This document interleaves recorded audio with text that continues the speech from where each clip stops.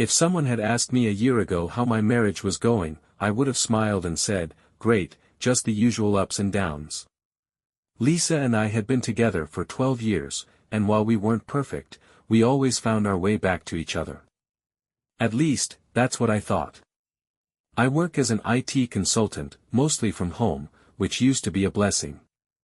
I'd get to see Lisa and our daughter, Emma, throughout the day, and we had this nice rhythm as a family. Lisa works freelance as a graphic designer, so she has the flexibility to take on projects when she wants, or so I thought. For the most part, we split things evenly. I handled the bills and household maintenance, while Lisa managed Emma's school stuff and the social calendar. It wasn't exactly fireworks every day, but it worked.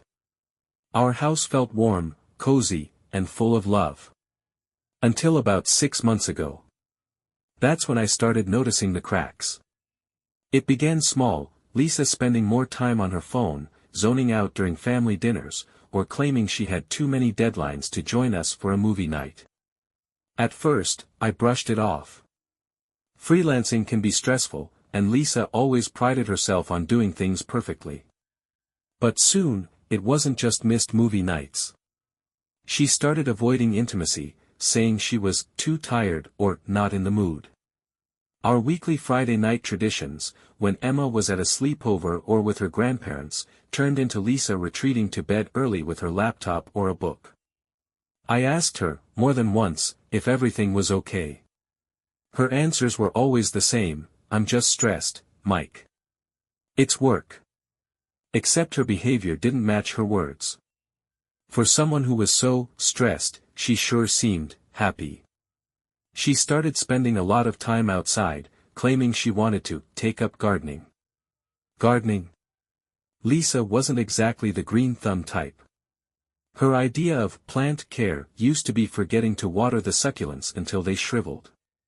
Now, she was out there almost every evening, right by the wooden fence that separated our yard from Jerry's. Jerry. He's our neighbor, a friendly enough guy in his mid-40s who moved in about 2 years ago after a divorce. At first, I barely noticed him. We'd wave hello when we saw each other outside or chat about the weather. He'd sometimes offer to help carry in groceries or lend me his lawnmower when mine acted up.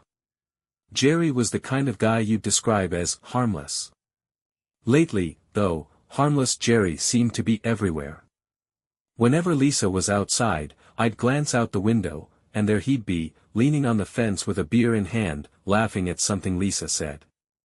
She'd be smiling, flipping her hair in that way she used to do when we first started dating. It was innocent enough, at least that's what I told myself. But then it wasn't. There was this one evening, about a month ago, when I stepped outside to call her in for dinner. I saw them standing closer than usual, their heads tilted together as if sharing some private joke. When Lisa spotted me, her face changed. She gave me this quick, tight smile and said, "Oh, hey, Mike. I was just showing Jerry my garden plans." Garden plans? I repeated, staring at the patch of dirt and weeds that didn't exactly scream plan. "Yeah," she said, almost too brightly. "We were brainstorming ideas for how I could spruce it up this spring." Jerry just gave me a polite nod and ambled back toward his house. Lisa followed me inside, acting as if nothing had happened. But that night, lying in bed beside her, I couldn't shake the feeling that something wasn't right. The gardening became her new obsession. Every spare moment, she'd be out there, trimming, digging, or planting. She even bought a fancy set of gardening gloves and a sun hat. It felt staged, like a performance, but I couldn't put my finger on why.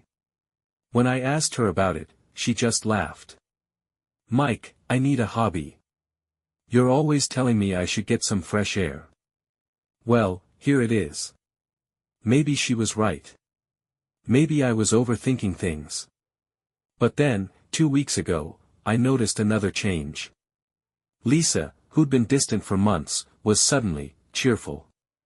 Not cheerful like someone who's relieved after finishing a big project, but giddy, almost glowing. She started humming while cooking dinner, dressing up even when she wasn't leaving the house, and checking her phone more often than ever. When I asked her what had her in such a good mood, she shrugged it off. "I'm just trying to stay positive," she said, with a dismissive wave.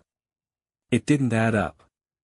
One night, while she was in the shower, I glanced at her phone on the kitchen counter. I know I shouldn't have, I've always respected her privacy, but something told me I needed to look. The screen was locked, but the notifications were enough to make my stomach churn. A message from Jerry: "Thanks for the talk today. I can't stop thinking about you." I stared at the screen, my heart racing. I put the phone down before she could come back and tried to act normal, but my mind was spinning. For the next few days, I kept a close eye on her behavior. Every time she stepped outside or grabbed her phone, my chest tightened. I couldn't shake the feeling that I was watching the life I'd built start to crumble, piece by piece, and I didn't know how to stop it.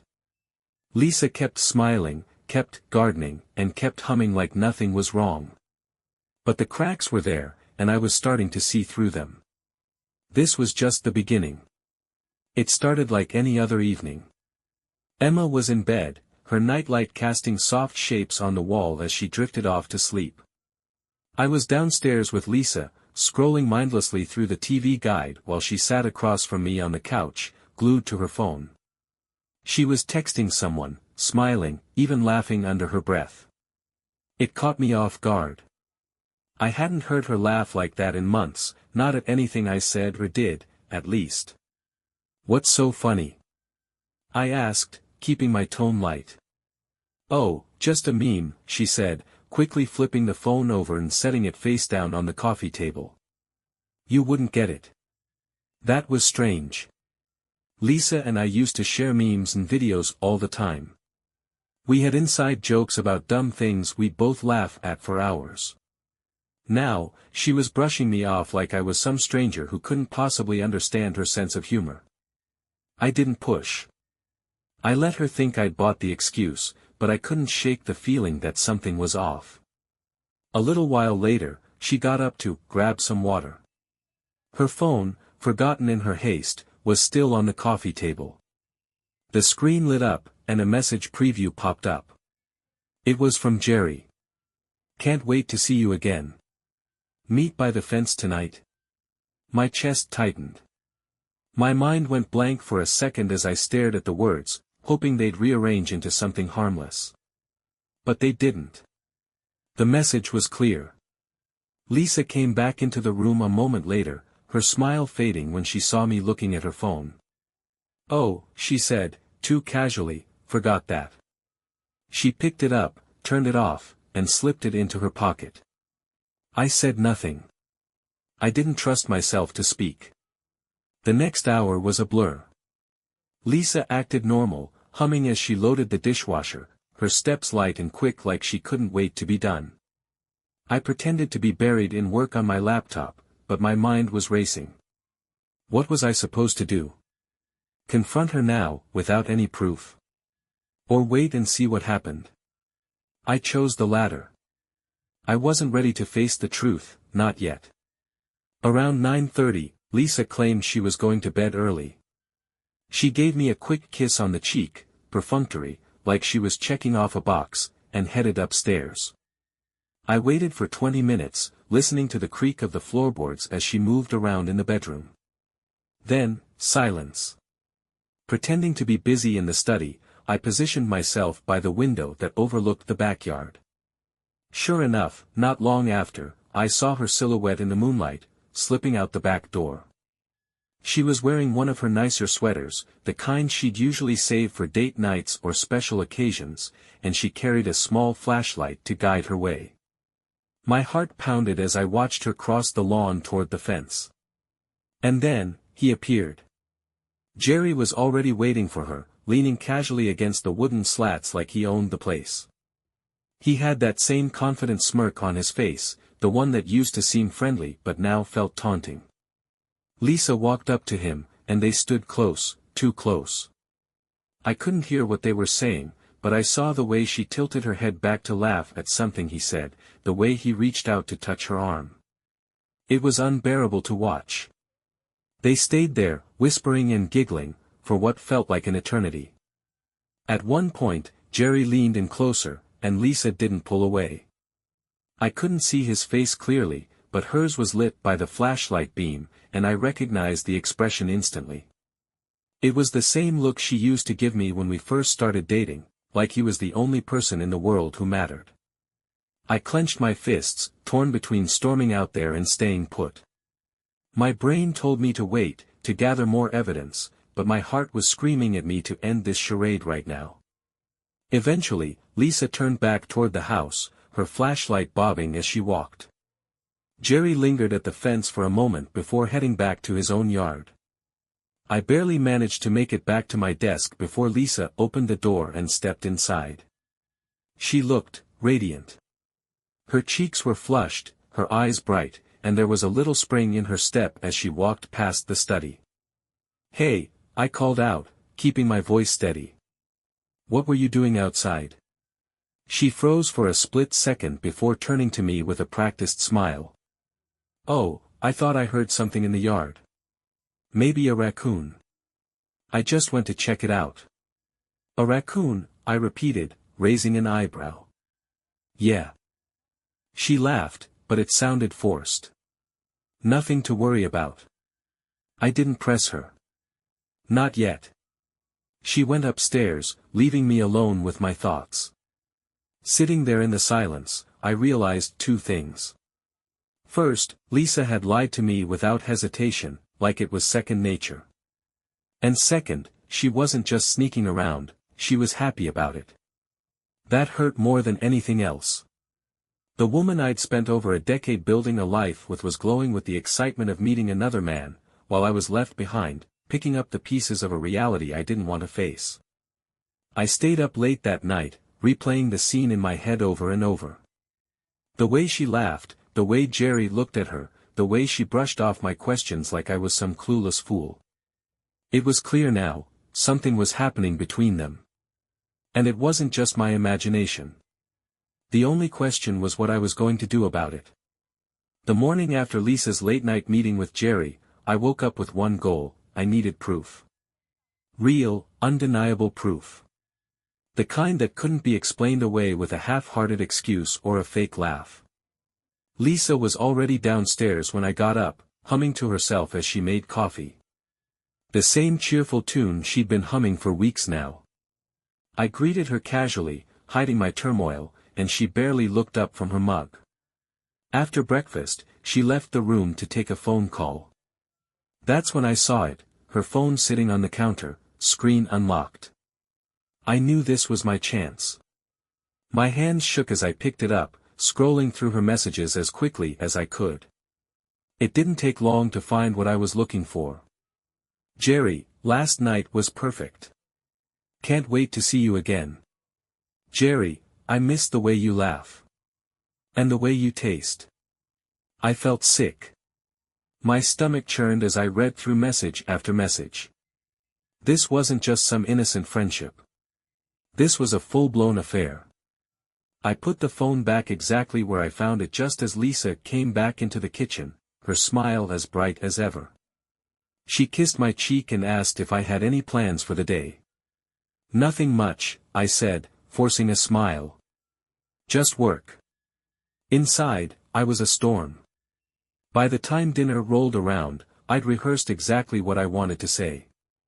Emma was upstairs playing with her dolls, and Lisa was setting the table, oblivious to the tension building in the room. I sat down across from her, my heart pounding. "Lisa," I said, my voice steady. "We need to talk." She froze for a moment, then laughed nervously. "That sounds serious." "It is." I leaned forward, resting my elbows on the table. "What's going on between you and Jerry?" Her face didn't betray a single emotion at first, but her hand tightened around the edge of the table. "What are you talking about?" "I think you know." She laughed again, but this time it was forced. "Mike, Jerry's just a friend." "You're being ridiculous." "Am I?" I asked, reaching into my pocket and pulling out my phone. I opened the screenshots I'd taken earlier and slid the phone across the table. Then explain this. Lisa's eyes widened as she stared at the screen. Her face paled, and for a moment, I thought she might faint. Mike, she started, her voice trembling. I can explain. Don't, I cut her off. Don't insult me with excuses. Just tell me the truth. Tears welled up in her eyes, and she covered her face with her hands. I didn't mean for it to happen, she said, her voice breaking. It just did. How long? 6 months, she whispered. 6 months. 6 months of lies, sneaking around, and pretending everything was fine. Why? I asked, my voice calm despite the rage boiling inside me. She looked up at me, her eyes red. Because I was lonely, Mike. You've been so distant lately. You're always working, always distracted. I needed something. Someone. So this is my fault? I asked, leaning back in my chair. You're blaming me for your choices. I'm not blaming you, she said quickly. I'm just saying. Before she could finish, the doorbell rang. Lisa's eyes darted to the door, and I knew instantly who it was. Jerry. Don't you dare, I said, standing up. But Lisa was already moving toward the door, wiping her face as she went. When she opened it, there he was, standing on the porch like he belonged there. He looked at her, then at me, and stepped inside without waiting for an invitation. Jerry, what the hell are you doing here? I demanded. I came to talk, he said, his voice calm and measured. Lisa told me you found out, and I wanted to explain. Explain? I barked. Explain what? That you've been sleeping with my wife behind my back. There's nothing to explain, Jerry. Get out. Mike, please, Lisa started, but I silenced her with a glare. This is between me and my wife, I said, pointing to the door. You don't belong here. Jerry raised his hands in mock surrender. I'm not here to cause trouble. I just think you're being unfair to Lisa. Unfair? I laughed bitterly. You think I'm being unfair? You've been sneaking around with my wife for 6 months, and you think I'm the problem. Jerry opened his mouth to respond, but I cut him off. Get out. Now. And if I ever see you on my property again, I'll call the police. He hesitated for a moment, then nodded. Fine. But this isn't over. Yes, it is, I said firmly, watching as he walked out the door. Lisa stood there, staring at me with a mix of anger and fear. You didn't have to do that, she said softly. Didn't I? I asked, my voice cold. You're lucky I didn't do more. She flinched at my words, but I didn't care. I was done pretending, done playing the fool. After Jerry left, Lisa and I sat in silence for a long time. The weight of everything she'd done hung in the air like a storm cloud. I'm sorry, she said finally, her voice barely above a whisper. I didn't mean to hurt you. You didn't mean to get caught, I corrected her. There's a difference. She looked down at her hands, tears streaming down her face, but I felt nothing. No pity, no sadness, just a hollow, aching numbness. I don't know if I can ever forgive you for this, I said quietly. Lisa didn't respond. For the first time in months, she had nothing to say. That night, after Jerry left, the house felt different. Quieter, colder. Lisa stayed in the living room, staring at nothing while I sat upstairs in my office, trying to work but unable to focus. My mind kept circling back to the same questions: how did we get here? When did everything start falling apart? And how had I been so blind? The betrayal didn't come in waves. It hit all at once, then lingered like a slow-burning fire I couldn't extinguish.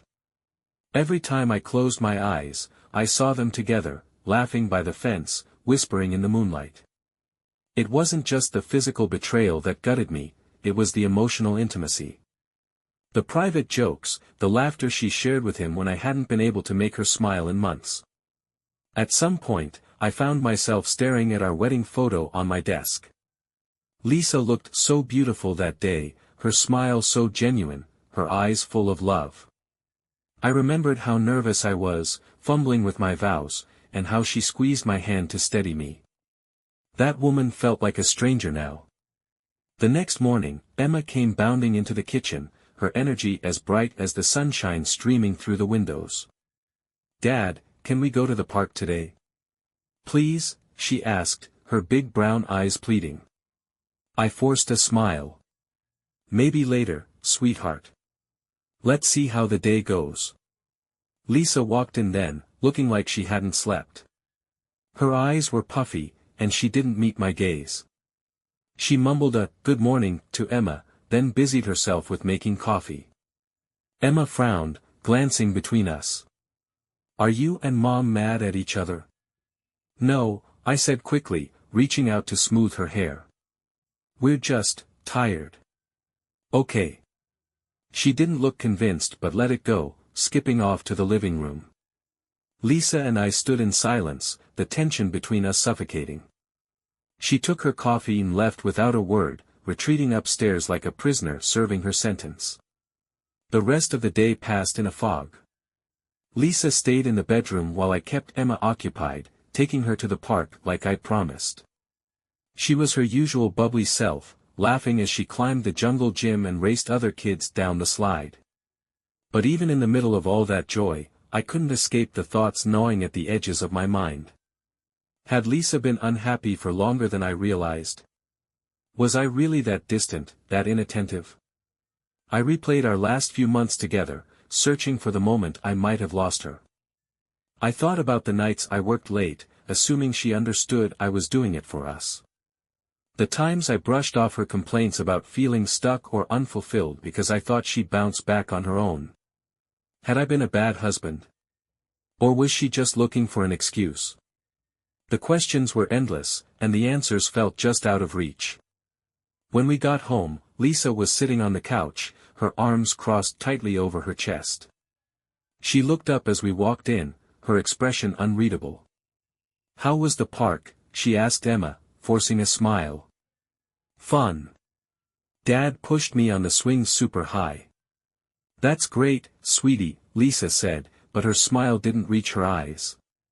Emma ran upstairs to grab her dolls, leaving us alone again. "Can we talk?" Lisa asked hesitantly. I sighed, sitting down across from her. "What is there to talk about?" "Everything," she said, her voice trembling.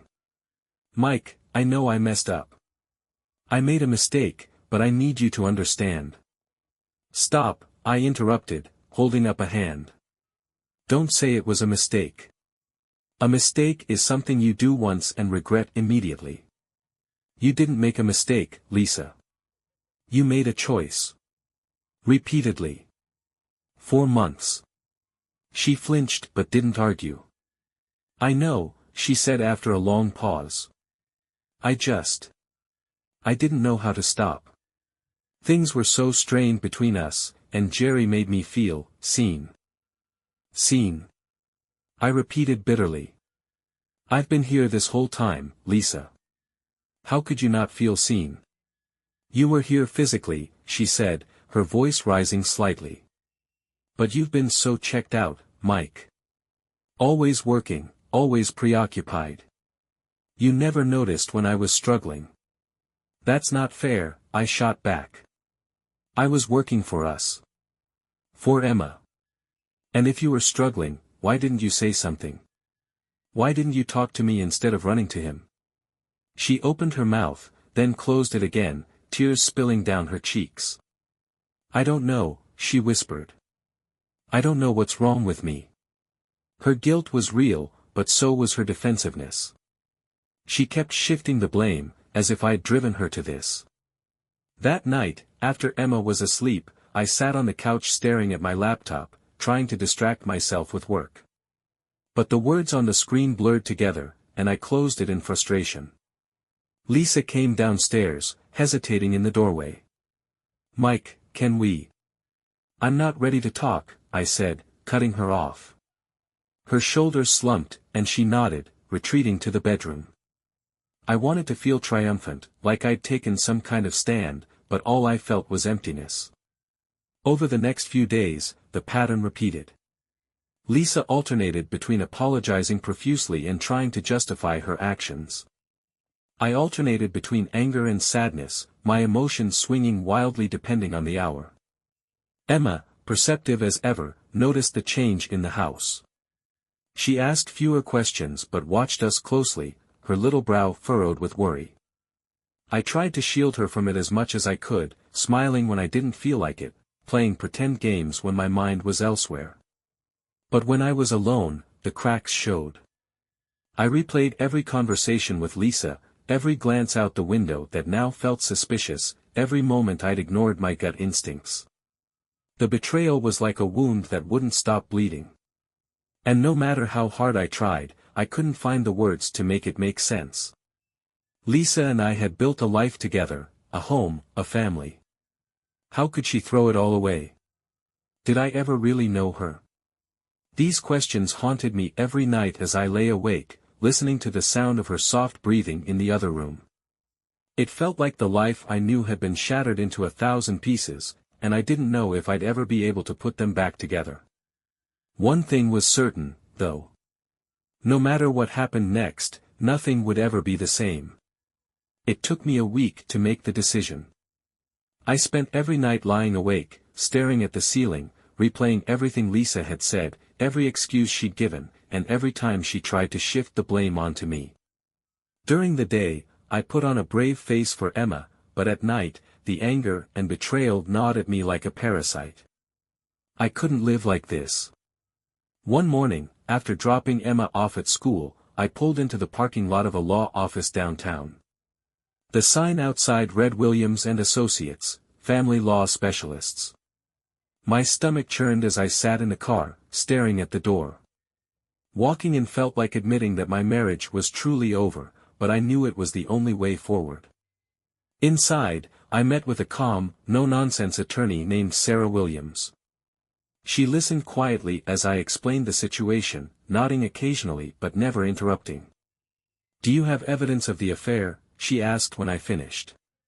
"Yes," I said, pulling out my phone. I showed her the screenshots of Lisa's messages with Jerry and explained what I'd witnessed that night by the fence. "This is solid," Sarah said, her tone professional but sympathetic. "It won't change the custody arrangement. We'll aim for joint custody unless there are issues of unfitness, but it'll give us leverage in negotiating terms. Do you want to keep the house?" "I don't know," I admitted. "It feels tainted now, but I don't want Emma to have to move. This is her home." Sarah nodded. "That's understandable. We'll push to keep it in your name." By the time I left her office, I had a clear plan: file for divorce, gather more evidence if necessary, and protect myself in the custody battle. When I got home, Lisa was sitting at the kitchen table with a cup of coffee. She looked up as I walked in, her face pale and drawn. "Where were you?" she asked, her voice cautious. "Running errands," I said, keeping my tone neutral. She stared at me for a long moment, then nodded, turning back to her coffee. That night, after Emma was in bed, Lisa cornered me in the living room. "Mike," she began, her voice trembling, "we need to talk." "I think we've talked enough," I said flatly, not looking up from my laptop. "Please," she said, her voice breaking. "I know I've messed up, but I don't want to lose you. I don't want to lose our family." I closed my laptop and looked at her. For a moment, I saw a flicker of the woman I'd fallen in love with, the woman who used to make me laugh, who stood by my side through so many challenges. But then I remembered her laughter with Jerry, the way she'd lied so effortlessly, and the hollow ache in my chest returned. "It's too late, Lisa," I said quietly. "No, it's not," she insisted, tears streaming down her face. "I'll cut things off with Jerry. I'll block his number, never speak to him again. We can go to counseling, work through this, anything you want. Just, don't give up on us. I didn't give up on us, I said, my voice rising. You did. You gave up the moment you started sneaking around with him. Do you even realize how much damage you've done? She sobbed, sinking onto the couch. I was lonely, Mike. I didn't know how to tell you how unhappy I was. You didn't even try. I snapped. You had options, Lisa. You could have talked to me, suggested counseling before it came to this. Instead, you chose to betray me and destroy everything we built together. Her tears didn't move me this time. I'd heard all the apologies before, and they felt hollow. Over the next few days, Lisa's mood shifted between desperation and anger. One moment, she'd beg me to reconsider, promising to change and make things right. The next, she'd lash out, accusing me of being cold, distant, and unforgiving. You're throwing away 12 years of marriage, she said one night, her voice venomous. No, I replied calmly. You threw it away when you decided Jerry was worth more than your family. She had no response to that. Meanwhile, I started preparing for the inevitable. I went through our finances, documenting everything to ensure Lisa couldn't try to manipulate the numbers. I moved half of our savings into a separate account and updated the passwords on all my personal accounts. I also started spending more one-on-one time with Emma, knowing that the custody arrangement would mean I'd have to share her. We baked cookies together, played board games, and read bedtime stories until she fell asleep in my arms. Those moments were the only thing keeping me grounded. One evening, as I was tucking her in, she looked up at me with those big brown eyes and asked, Daddy, are you and Mommy going to be okay? We're going to be fine, sweetheart, I said, stroking her hair. No matter what, I'll always be here for you. That's a promise. The day I filed the divorce papers, Lisa was unusually quiet. I think she knew what was coming. When the process server arrived and handed her the envelope, she stared at it for a long time before looking up at me. You really did it, she said, her voice trembling. I did, I said simply. She opened the envelope, her hands shaking, and scanned the documents inside. Her face crumpled, and for a moment, I almost felt sorry for her. But then I remembered everything, the lies, the betrayal, the nights I'd spent agonizing over what she'd done, and the pity evaporated. I'll fight this, she said, her voice breaking. I won't let you take everything from me.